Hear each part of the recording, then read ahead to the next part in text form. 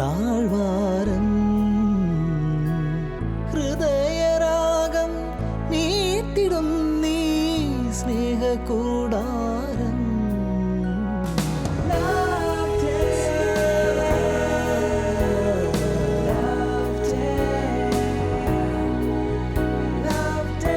Shalom T V പ്രേക്ഷകർക്ക് സ്നേഹം പൂക്കുന്ന ഈ താഴ്വരയിലേക്ക്, ലവ് ഡേയിലേക്ക് സ്വാഗതം. സ്നേഹത്തിൻ്റെ സന്തോഷം എല്ലാ കുടുംബങ്ങളും ആഗ്രഹിക്കുന്നു. ഫ്രാൻസിസ് മാർപ്പാപ്പ സ്നേഹത്തിൻ്റെ സന്തോഷമെന്ന അപ്പസ്തോലിക ആഹ്വാനത്തിലൂടെ കുടുംബങ്ങൾ അനുഭവിക്കുന്ന അനുദിന ജീവിതത്തിലെ പ്രശ്നങ്ങളും വെല്ലുവിളികളും അതിന് അവർക്ക് സഹായകമാകുന്ന ഏറെ ചിന്തകളും ചർച്ചകളും ഈ രേഖയിലൂടെ നമ്മുടെ മുമ്പിൽ അവതരിപ്പിക്കുന്നു. ഇന്ന് ഈ ചർച്ചയിൽ വിശിഷ്ട അതിഥികളായി എത്തുന്നവരെ നമുക്ക് പരിചയപ്പെടാം. ആദ്യമായി സിസ്റ്റർ നീമ ഗ്രേസ് കുടുംബ ജീവിത പ്രശ്നങ്ങളിൽ അനുദിനം ഇടപെടുകയും കുടുംബ പ്രേഷിതത്വം ഒരു വിളിയായി സ്വീകരിക്കുകയും ചെയ്തിരിക്കുന്ന ഹോളി ഫാമിലി കുടുംബ സന്യാസിനി സമൂഹത്തിലെ അംഗമായ സിസ്റ്റർ നീമ ഗ്രേസിനെ ഏറെ സ്നേഹത്തോടെ ഈ ചർച്ചയിലേക്ക് സ്നേഹപൂർവ്വം സ്വാഗതം ചെയ്യുന്നു. അടുത്തതായി നമുക്ക് സ്വാഗതം ചെയ്യാനുള്ളത് ഡോക്ടർ ടോണിയാണ്. പാലക്കാട് ജില്ലാ ആശുപത്രിയിലെ ഓർത്തോപീഡിക് സർജനും തൃശ്ശൂർ അതിരൂപതയിലെ ലീജിയൻ ഓഫ് അപ്പസ്തോലിക് ഫാമിലീസിൻ്റെ പ്രസിഡന്റുമായ ഡോക്ടർ ടോണി ജോസഫിനെ ഏറെ സ്നേഹത്തോടെ ചർച്ചയിലേക്ക് സ്വാഗതം ചെയ്യാം. അടുത്തതായി ഡോക്ടർ മേരി റെജീന, കേരള കാർഷിക സർവകലാശാലയിലെ പ്രൊഫസറും തൃശ്ശൂർ അതിരൂപതയുടെ പാസ്റ്റൽ കൗൺസിൽ സെക്രട്ടറിയുമാണ്. മാഡത്തെ സ്നേഹപൂർവ്വം ഈ ചർച്ചയിലേക്ക് സ്വാഗതം ചെയ്യുന്നു. നാം ദാമ്പത്യ സ്നേഹത്തിൻ്റെ ലക്ഷണങ്ങളെക്കുറിച്ചാണ് ചർച്ച ചെയ്യുന്നത്. പൗലോസ്ലീഹ കൊറിന്തോസിലെ സഭയ്ക്ക് എഴുതിയ ലേഖനത്തിൽ ദാമ്പത്യ സ്നേഹത്തിൻ്റെ 13 ലക്ഷണങ്ങളെക്കുറിച്ച് പറയുന്നതായി ഞങ്ങൾ കഴിഞ്ഞ എപ്പിസോഡുകളിൽ ചർച്ച ചെയ്തു. ഇന്ന് നാം ചർച്ച ചെയ്യുന്നത് സ്നേഹം അസൂയപ്പെടുന്നില്ല, സ്നേഹം ഒരിക്കലും പരിഭവത്തിന് സ്ഥാനമില്ല, സ്നേഹം അസൂയപ്പെടുന്നില്ല എന്നുള്ള ഈ ദാമ്പത്യ സ്നേഹത്തിൻ്റെ ഈ ലക്ഷണത്തെ നാം ഈ ചർച്ചയിൽ പ്രധാനമായും വിശദീകരിക്കുന്നു. നമുക്ക് ഈ ചർച്ചയിലേക്ക് സ്നേഹപൂർവ്വം ഏവരെയും ഒരിക്കൽ കൂടെ സ്വാഗതം ചെയ്യുന്നു.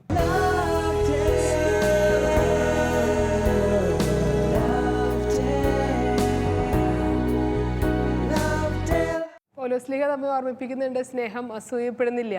അതുകൊണ്ട് തന്നെ സാധാരണഗതിയിൽ ഈ കുടുംബത്തിന് പുറത്താണ് നമ്മൾ ഈ അസൂയ എന്നുള്ള വാക്ക് സാധാരണ കേട്ടിട്ടുള്ളത്. സമൂഹത്തിലും നമ്മുടെ ജോലി മേഖലകളിലും അല്ലെങ്കിൽ കുട്ടികൾക്കിടയിലൊക്കെയാണ് ഈ വാക്ക് നമ്മൾ കേട്ടിട്ടുള്ളത്.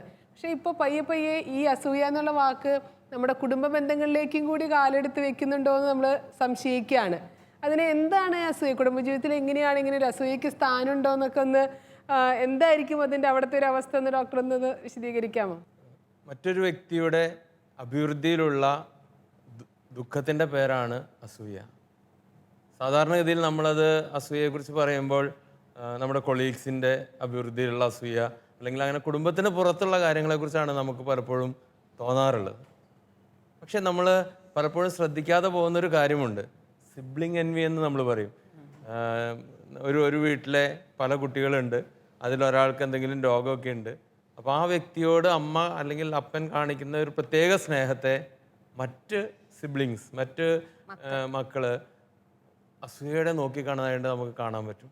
അപ്പോൾ ഈ സിബ്ലിംഗ് എൻവി കുടുംബത്തിനുള്ളിലെ അസൂയയുടെ ഒരു രൂപമാണ്. പല സഹോദരങ്ങളെ തമ്മിലുള്ള ബന്ധങ്ങൾ തകരാൻ ഈ സിബ്ലിംഗ് എൻവി വലിയ കാരണമാകുന്നുണ്ട്. ഇപ്പോൾ രണ്ടാമത്തെ കുഞ്ഞ് പറഞ്ഞാൽ പോലും ഒന്നാമത്തെ കുട്ടിക്ക് സിബ്ലിംഗ് എൻവി ഉണ്ടെന്നാ പറയാം. പ്രോപ്പറായിട്ട് മാതാപിതാക്കൾ മനസ്സിലാക്കി മാനേജ് ചെയ്തില്ലെങ്കിൽ അത് വളർന്ന് വരുമ്പോഴും അത് തുടർന്നതായിട്ട് ചില കുടുംബങ്ങളിൽ നമ്മൾ കാണപ്പെടും. വേറൊരു തലത്തിൽ നമ്മൾ അസൂയനെ നോക്കുകയാണെങ്കിൽ മറ്റുള്ളവരുടെ സന്തോഷത്തിലല്ല, സ്വന്തം ക്ഷേമത്തിൽ മാത്രം ശ്രദ്ധ കേന്ദ്രീകരിക്കുന്ന സ്വാർത്ഥതയാണ്. സ്വാർത്ഥത തന്നെ, സ്വാർത്ഥതയുടെ മറ്റൊരു രൂപം തന്നെയാണ് ഈ അസൂയ എന്ന് പറയുന്നത്. അസൂയ എന്ന് പറഞ്ഞാൽ എനിക്കോ വളരാൻ പറ്റുന്നില്ല, മറ്റുള്ളവർ വളരുന്നത് എനിക്ക് കണ്ടും കൂടാ, അങ്ങനെയുള്ള ഒരവസ്ഥ നമുക്ക് കാണാൻ പറ്റും. ഈ സ്വയം സ്നേഹത്തിലേക്ക് അല്ലെങ്കിൽ സ്വന്തം ക്ഷേമത്തിൽ മാത്രം ഭാര്യയ്ക്ക് എന്തു വന്നോ മക്കൾക്ക് എന്തു വന്നോ എന്നുള്ളതൊന്നും ചിന്തയില്ല, എൻ്റെ കാര്യമെല്ലാം സേഫായോ, എൻ്റെ കാര്യം സേഫ് അല്ലാതെ മറ്റുള്ളവർ നന്നായിട്ട് പോകുന്നുണ്ടെങ്കിൽ എനിക്ക് മനസ്സിൽ എന്തോ ഒരു കിരികിരിപ്പ്, നമ്മൾ പറയില്ലേ ഒരു കണ്ണുകടി, നമ്മുടെ സാധാരണ ഭാഷയിൽ നമ്മൾ ഇതിനെ കണ്ണുകടി എന്നാണ് പറയാറ്. ആ ഒരു അസ്വസ്ഥത നമ്മുടെ ഉള്ളിൽ ഉണ്ടാകുന്നത് പലപ്പോഴും നമ്മൾ ശ്രദ്ധിച്ചിട്ടുണ്ട്. സാധാരണ ഡോക്ടർ പറഞ്ഞതുപോലെ കുടുംബത്തിൻ്റെ അല്ലെങ്കിൽ നമ്മുടെ സ്വന്തങ്ങളുടെ പുറത്തു ഉണ്ടാകുന്ന ഈ മാനസികാവസ്ഥ ഇന്ന് കുടുംബത്തിൻ്റെ അകത്ത് വളരെ ശക്തമായി വളർന്നുകൊണ്ടിരിക്കുന്ന ഒരു ദുരന്തം യാഥാർത്ഥ്യമാണെന്ന് നമ്മൾ പലതരം ബന്ധങ്ങളിലും കുടുംബത്തിനകത്ത് പലതരം ബന്ധങ്ങളുണ്ടല്ലോ. മക്കൾ, ഡോക്ടർ പറഞ്ഞ മക്കൾ തമ്മിലുള്ള ബന്ധം, ഭാര്യയും ഭർത്താവും തമ്മിലുള്ള ബന്ധം, ഭർത്താവിൻ്റെ വീട്ടുകാരുമായുള്ള ബന്ധം, അല്ലെങ്കിൽ ഭാര്യയുടെ വീട്ടുകാരുമായുള്ള ബന്ധം. എനിക്ക് തോന്നുന്നു ഈ പൊസസീവ്നെസ് കൂടുന്തോറും ഈ ഒരു അസൂയ എന്ന് നമുക്കതിനെ വേണമെങ്കിൽ അങ്ങനെ ആയി മാറുന്ന അവസ്ഥയും നാം കാണുന്നുണ്ട്.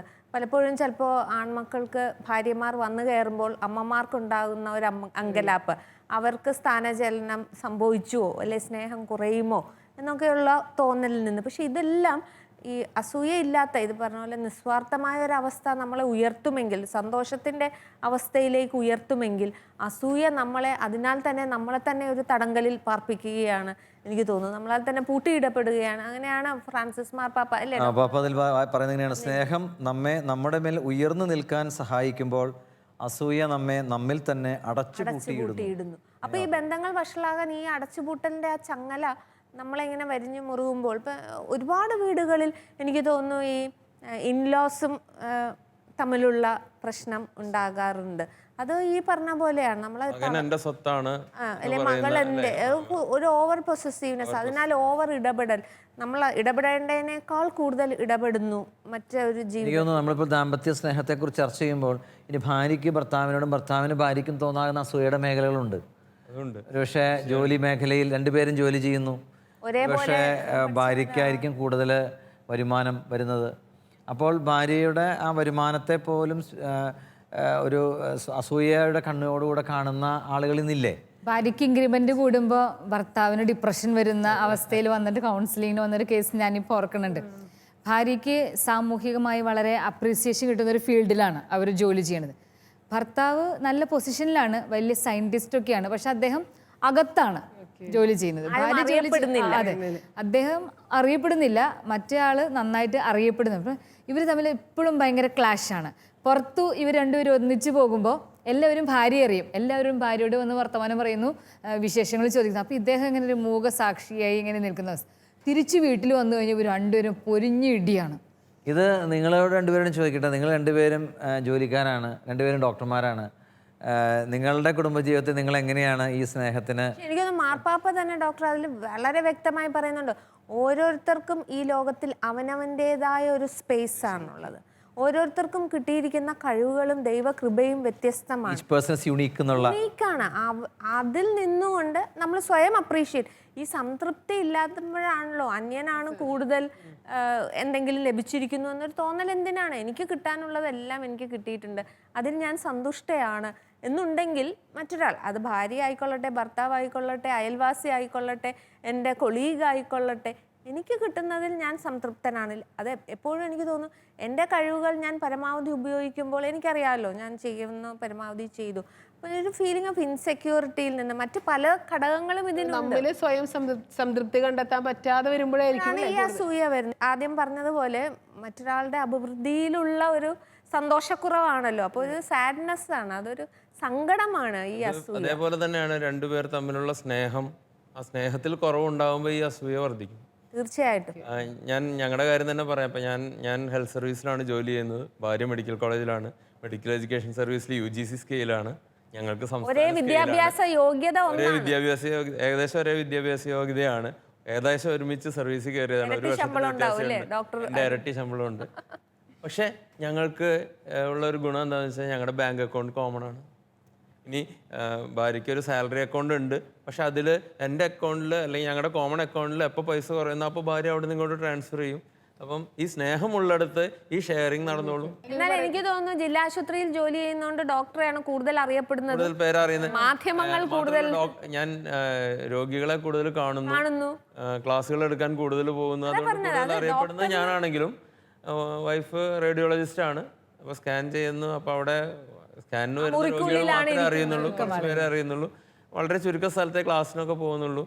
പക്ഷേ ഇത് രണ്ടുപേരും ഞാൻ എൻ്റെ ഭാര്യയെ വളർത്താൻ ശ്രമിക്കുന്നു, ഭാര്യയ്ക്ക് കൂടുതൽ അവസരങ്ങൾ നൽകാൻ ശ്രമിക്കുന്നു. പാപ്പ അതിൽ പറയുന്നതേ ഓരോ വ്യക്തിക്കും ജീവിതത്തിൽ വ്യത്യസ്ത ദാനങ്ങളുണ്ടെന്നും അനന്യമായൊരു പാതയുണ്ടെന്നും ഇത് ഈ സ്നേഹത്തിന്റെ ഈ അവസ്ഥ മനസ്സിലാക്കും. സ്പേസ് ഉണ്ട് എന്തിനെ വെച്ചിട്ടാണ് നമ്മൾ അളക്കുന്നത്? അവിടെയാണ് പ്രശ്നം വരുന്നത്. ഈ അസൂയ വരുന്നത് ഞാനിപ്പോൾ ഡോക്ടറിൻ്റെ ശമ്പളം വെച്ചാണോ ഡോക്ടറിനെ, ഈ സിസ്റ്റർ പറഞ്ഞ പോലെ ആ ഇൻക്രിമെൻറ്റിൻ്റെ വലിപ്പത്തിലാണോ ജീവിതത്തിൻ്റെ ആ സന്തോഷം അളക്കുന്നത്, അല്ലെ എൻ്റെ തന്നെ മഹത്വം അളക്കുന്നത്?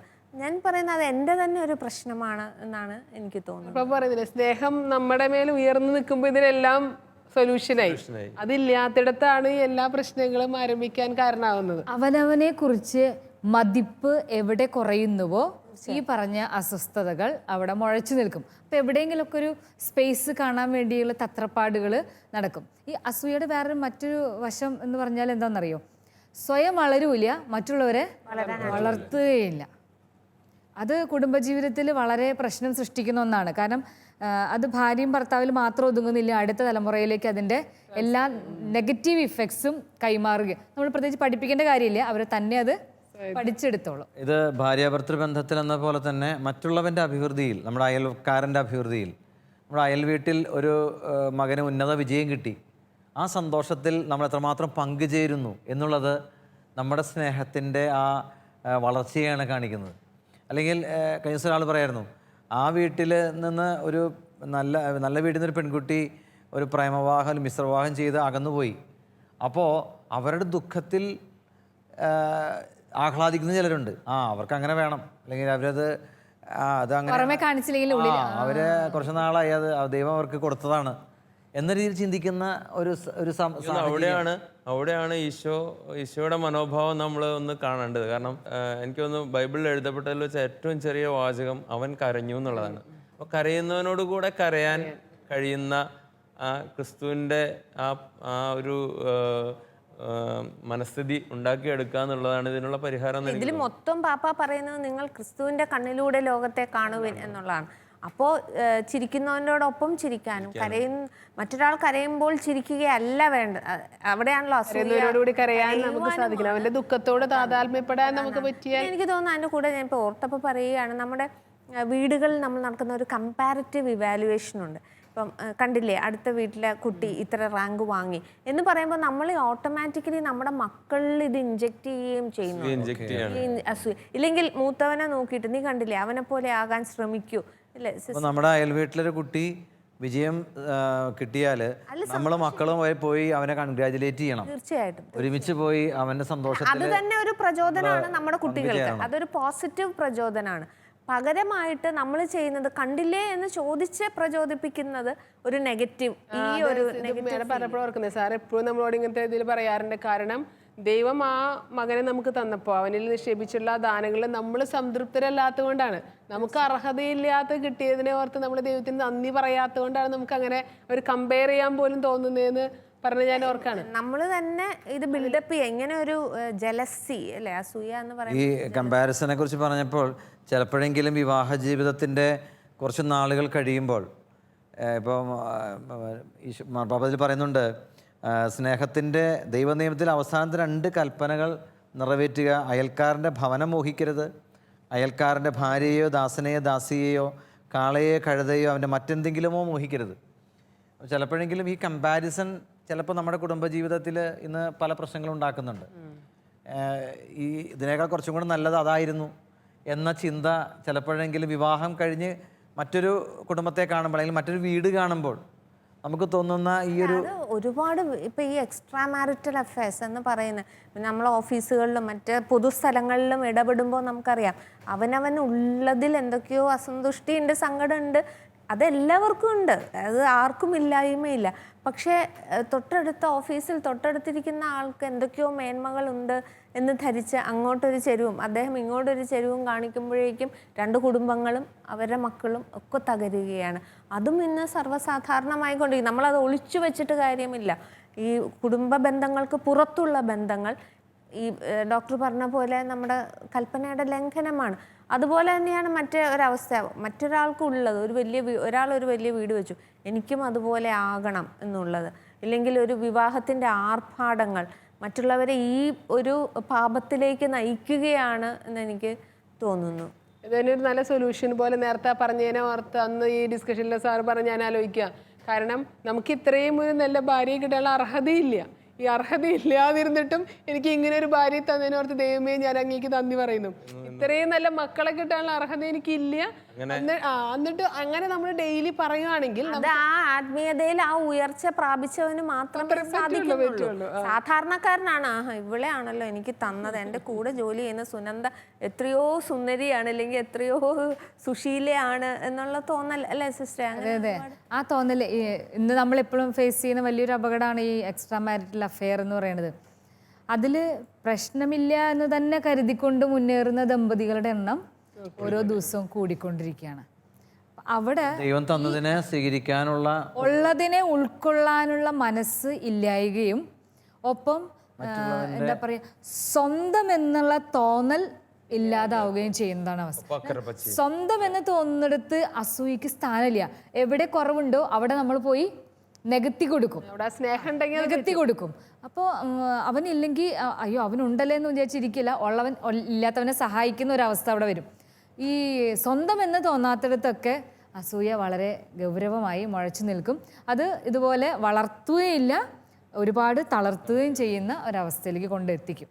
ഈ ആത്മബന്ധമാണ് എനിക്ക് തോന്നുന്നു ഏറ്റവും ആദ്യം നമ്മൾ തമ്മിൽ ഒന്ന് പ്രോത്സാഹിപ്പിക്കുകയും കുടുംബാംഗങ്ങൾ ഒന്നിച്ച് നവദമ്പതികളിൽ ഊട്ടിയുറപ്പിക്കേണ്ടതായ ആ സ്നേഹവും ആത്മബന്ധവും ഇല്ലെങ്കിൽ ഇങ്ങനെ പല കാര്യങ്ങളും അവരുടെ ഇടയിലേക്ക് കടന്നു വരാൻ. ഈ നവദമ്പതികളുടെ കാര്യം പറഞ്ഞപ്പോഴേ മറ്റൊരു അസൂയയുടെ തലം ഞാൻ ശ്രദ്ധിച്ചിട്ടുള്ളത്, ഈ ന്യൂലി മാരീഡ് കപ്പിൾസ് ഒരു കൊച്ചുണ്ടായി കഴിയുമ്പോൾ സ്വാഭാവികമായും അമ്മയുടെ അല്ലെങ്കിൽ ഭാര്യയുടെ ശ്രദ്ധ കൊച്ചിലേക്ക് തിരിയും. ആ ഒരു സമയത്ത് ഭർത്താവിലുണ്ടാകാവുന്ന വലിയ അതുകൊണ്ടുണ്ടാകാവുന്ന ദുരന്തം ഭാര്യയും കൊച്ചും ഭർത്താവും 3 പേരും ആ ദുരന്തം ഗൗരവമായിട്ട് അനുഭവിക്കുന്നുണ്ട്. കൊച്ചിനെ വളരെ വലിച്ചെറിയുന്ന അവസ്ഥ, ഭാര്യയെ വളരെ രൂക്ഷമായി പെരുമാറുന്ന അവസ്ഥ, ഇവളെ തന്നെ ഇട്ടിട്ട് പോകുന്ന ഒരവസ്ഥയിലേക്കൊക്കെ അത് നീങ്ങുന്ന ഞാൻ കണ്ടിട്ടുണ്ട്. അതെ അതെ. ഈ ബൈബിളില് നമ്മുടെ ആബേലിന്റെ ബലിവസ്തുവിനെ ദൈവം സ്വീകരിക്കുന്നതിന്റെ കാരണം ഈ കായേൻ അസൂയയോടെ ആബേലിനെ കണ്ടു എന്നുള്ളൊരു ഭാഗം നമ്മൾ വായിക്കുന്നുണ്ട്. കായേനിലുണ്ടായിരുന്നു വളരുന്നത് കായേന് കാണാൻ പറ്റുന്നില്ല. അപ്പൊ ആ ഒരു അസൂയയാണ് കായേന് ഈ വലിയ പാപം ചെയ്യാനായിട്ട് പ്രേരണയായത്. അല്ല, ഇപ്പോൾ എനിക്ക് തോന്നുന്നു നമ്മൾ ഈ വർത്തമാന പത്രങ്ങളിൽ വായിക്കുന്ന ഒരുവിധം സംഭവങ്ങൾക്കെല്ലാം ആധാരം ഈ പറയുന്ന പോലെ ഈ 2 കൽപ്പനകളുടെ ലംഘനമാണ്. എന്തൊക്കെയോ വേണം വേണം വേണം എന്നുള്ള ആഗ്രഹം, അമിതമായ ആഗ്രഹം, അതൊരു കമ്പാരിറ്റീവായിട്ട് മറ്റുള്ളവരെക്കാൾ കൂടുതൽ വേണം എന്നുള്ള ആഗ്രഹം. അങ്ങനെ വരുമ്പോൾ അത് ലഭിക്കാതെ വരുമ്പോൾ ഉണ്ടാകുന്ന വലിയൊരു മാനസികമായ സമ്മർദ്ദവും സംഘർഷവും, അപ്പോൾ തടസ്സം നിൽക്കുന്നവരെ ഇല്ലായ്മ ചെയ്ത് അത് നേടുവാനുള്ള ഒരു വ്യഗ്രത എല്ലാ ബന്ധങ്ങളിലും. അമ്മ മകനെ കൊല്ലുന്നു, മകൻ അമ്മയെ കൊല്ലുന്നു, ഇതൊന്നും നമ്മൾ ഒരിക്കലും സങ്കല്പിക്കാൻ പറ്റാത്ത, വായിച്ചു കേൾക്കാൻ പറ്റാത്ത കുഞ്ഞുങ്ങളെ നശിപ്പിക്കുന്നു. സ്വന്തം അമ്മമാർ വളരെ ചെറിയടയ്ക്ക് വായിച്ചു, ഒരു ക്ലിനിക്കിൽ ഒരു കുട്ടിയെ ഫ്ലഷ് ചെയ്ത് എന്തിനാണ് ഒരു ചെറിയ കുഞ്ഞിനെ ഇങ്ങനെ നശിപ്പിക്കുന്നത്? അപ്പോൾ ജീവിതത്തിൻ്റെ മുന്നോട്ടുള്ള പ്രയാണത്തിൽ ആ കുഞ്ഞ് തടസ്സമാവുന്നു. ആ കുഞ്ഞിനോടാണ് മോഹങ്ങൾ, ആഗ്രഹങ്ങൾ കൂടുന്നു. ആഗ്രഹങ്ങളാണ്. അതുകൊണ്ടാണ് എനിക്ക് തോന്നുന്നു മാർപ്പാപ്പ പറഞ്ഞിരിക്കുന്ന ആഗ്രഹങ്ങൾ നമ്മൾ ലിമിറ്റ് ചെയ്യണം എന്ന്. എനിക്ക് തോന്നുന്ന ഒരു കാര്യം, ഈ ദമ്പതികൾക്കിടയിൽ ഈ അസൂയ ജനിപ്പിക്കാനായിട്ട് നമ്മുടെ സമൂഹം പലപ്പോഴും ചെറിയ ചെറിയ ഇഞ്ചെക്ഷൻസ് വെച്ച് കൊടുക്കാറുണ്ടെന്ന് തോന്നുന്നുണ്ട്. ഇപ്പം നവദമ്പതികൾ വരുമ്പോൾ ഭാര്യയെ ചൂണ്ടിയിട്ട് നീ നന്നായിട്ടുണ്ട്, നീ എന്താടാ ഇങ്ങനെ ഇരിക്കുന്ന, കോലം കെട്ടിരിക്കുന്നതെന്നൊക്കെ ചോദിക്കുന്നത് പോലും പിന്നീട് അവർക്ക് അതിനെ അതിജീവിക്കാനുള്ള സ്നേഹമില്ലെങ്കിൽ, അല്ലെങ്കിൽ അവർ തമ്മിലുള്ള ബന്ധം അത്രയ്ക്ക് വന്നിട്ടില്ലെങ്കിൽ ഒരു കോംപ്ലക്സിലേക്ക് നയിക്കാനും ഒരുപാട് ഡയലോഗ്സ് ഇങ്ങനെ അവരെ വിഷമിപ്പിക്കുന്നുണ്ട്. ശരിക്കും സ്നേഹം തീവ്രമായി നിൽക്കുമ്പോൾ ഒന്നും ആയിട്ട് തോന്നില്ല. എപ്പോൾ അതിന്റെ അളവ് കുറഞ്ഞു വരുന്നുവോ ഈ സംഗതികളൊക്കെ പുറത്തേക്ക് സ്നേഹത്തിന്റെ ഒരു ഇതാണ് എപ്പോഴും നമുക്കുണ്ടെങ്കിൽ ഇതിനൊക്കെ ഓവർകം ഇവിടെയാണ് വലിയൊരു കൃപ. ഇപ്പൊ ഈ പരിശുദ്ധാത്മാവിന്റെ കൃപ എന്ന് പറയുന്ന നമ്മൾ ഇവിടെയാണല്ലോ. കുറവുകളുടെ മേലെ അത് സിസ്റ്റർ പറഞ്ഞ പോലെ അത് നികത്തി പോവാൻ പ്രേരിപ്പിക്കുന്ന, അത് ഉള്ളിൽ നിന്ന് വരണം. അപ്പോൾ യഥാർത്ഥ സ്നേഹം ഒരു വലിയ സ്വാതന്ത്ര്യത്തിലേക്ക് നമ്മെ നയിക്കുന്നു. അത് നമ്മുടെ മേൽ ഉയർന്നു നിൽക്കാൻ സഹായിക്കുമ്പോൾ അസൂയ നമ്മിൽ തന്നെ അടച്ചിടുന്നു എന്നാണ് നമ്മൾ പ്രധാനമായിട്ടും കണ്ടത്. ഈ അസൂയ ഇല്ലാത്തൊരവസ്ഥ നമുക്ക് വിഭാവനം ചെയ്യാൻ പറ്റുമോ? ഉണ്ടാവും. ഈ അഥമ വികാരങ്ങളെല്ലാം നമ്മുടെ ഉള്ളിലുണ്ട്. പക്ഷെ അത് നമ്മൾ കൺട്രോൾ ചെയ്ത് ഈ പറഞ്ഞതുപോലെ സ്നേഹം കൊണ്ട് കവറപ്പ് ചെയ്ത് അല്ലേ കവർ ചെയ്ത് പോവുക. ഇതിനൊക്കെ ഒറ്റമൂലിയായിട്ടാണ് മാർപ്പാപ്പ സ്നേഹം പറഞ്ഞിരിക്കുന്നത്. നമ്മൾ കഴിഞ്ഞ എപ്പിസോഡിലൊക്കെ പറഞ്ഞ പോലെ അല്ലേ ഈ ദൈവത്തിന്റെ സ്നേഹം. മോഹം ഒരു മൂലപാപമായിട്ട് പറയുന്നുണ്ട് നമ്മളുടെ ഇതില്. അമിതമായിട്ടുള്ള മറ്റുള്ളവരുടെ കാര്യത്തിലുള്ള ഒരു സ്വന്തമാക്കണം എന്നുള്ള ആഗ്രഹം എല്ലാ വ്യക്തികളിലുമുള്ള ഒരു പാപത്തിന്റെ വേരുകളായിട്ട് കാണുന്നു. നേരത്തെ മാഡം സൂചിപ്പിച്ചു സ്നേഹം ഈ പരിശുദ്ധാത്മാവിന്റെ കൃപ വഴി നമ്മുടെ ഹൃദയത്തിലേക്ക് വരുമ്പോഴായിരിക്കും ഇതിനൊരു സൊല്യൂഷൻ കിട്ടുള്ളൂ. അതുവരെ ഈ അസൂയ നമ്മളെങ്ങനെ മാനസികമായി ഇത്തരത്തിലുള്ള അല്ലേ സിസ്റ്റർ എല്ലാ വികാരങ്ങളും എല്ലാ മനുഷ്യനിലും ഉണ്ട്, നമുക്കും ഉണ്ടാകാം. നമ്മളിത് അതിജീവിക്കണമെന്ന് പാപ്പായി അതിലൂടെ പറയാണ്. ദാമ്പത്യ സ്നേഹം മൂലപാപങ്ങളിൽ ഒന്നുകൂടിയാണ്. ഇല്ലാത്തൊരവസ്ഥ നമുക്ക് വളരെ ബുദ്ധിമുട്ടാണ്. അതിജീവിക്കുക എന്നതാണ് വളരാൻ നമ്മൾ പരിശ്രമിക്കുമ്പോൾ പാപ്പ പറയുകയാണ് സ്നേഹത്തിന്റെ രൂപമാണിത്. സ്നേഹം മറ്റുള്ളവരിൽ ഉള്ള നന്മയെ കാണുമ്പോൾ അതിലും സന്തോഷിക്കുന്ന അവസ്ഥയാണ് സ്നേഹം. മാർപ്പാപ്പ ഒന്നുകൂടെ അണ്ടർലൈൻ ചെയ്ത് പറയുന്നു, നിങ്ങൾ ശ്രദ്ധിക്കുക, ഇതാണ് ശ്രദ്ധിക്കേണ്ട മേഖലകൾ എന്ന് പറഞ്ഞു തരുന്നു എന്ന് മാത്രമേ ഉള്ളൂ. സ്നേഹം ഓരോ മനുഷ്യ വ്യക്തിയെയും ആത്മാർത്ഥമായി വിലമതിക്കാനും സന്തോഷത്തിന് വേണ്ടിയുള്ള അവൻ്റെയോ അവളുടെയോ അവകാശം അംഗീകരിക്കാനും പ്രചോദിപ്പിക്കുന്നു. എല്ലാം നമ്മുടെ സന്തോഷത്തിന് വേണ്ടി നൽകുന്ന ദൈവത്തിൻ്റെ കണ്ണുകൾ കൊണ്ട് തന്നെ അവളെ കാണുകയും ചെയ്യുന്നു. സ്നേഹം ദൈവത്തിൻ്റെ കണ്ണുകൾ കൊണ്ട് മറ്റുള്ളവരെ നോക്കിക്കാണുന്ന ഒരവസ്ഥയാണ്. ഈ സ്നേഹത്തിന് ഒരിക്കലും അസൂയപ്പെടാൻ സാധിക്കുകയില്ല. ഈ അസൂയപ്പെടാത്ത ഈ സ്നേഹം സ്വന്തമാക്കാൻ നമുക്ക് സാധിക്കട്ടെ. അതിനായിട്ട് ദൈവത്തിലേക്ക് നോക്കാൻ, ദൈവത്തിൻ്റെ കണ്ണുകൾ കൊണ്ട് മറ്റുള്ളവരെ കാണാൻ, പ്രത്യേകിച്ച് ഭാര്യാഭർത്തൃ ബന്ധത്തിലും കുഞ്ഞുങ്ങളോടുള്ള ഇടപെടലിലുമെല്ലാം ഈ സ്നേഹത്തിൻ്റെ യഥാർത്ഥ രൂപം ദൈവത്തിൻ്റെ കണ്ണുകൾ കൊണ്ട് തന്നെ കാണാനായിട്ട് നമുക്ക് സാധിക്കട്ടെ. ഈ സ്നേഹത്തിൻ്റെ അനുഭവത്തിൽ വളരാൻ ഈ എപ്പിസോഡ് നമുക്ക് ദൈവത്തോട് പ്രാർത്ഥിക്കാം. ഈ സ്നേഹത്തിൽ നമുക്ക് അനുദിനം വളരുകയും ചെയ്യാം.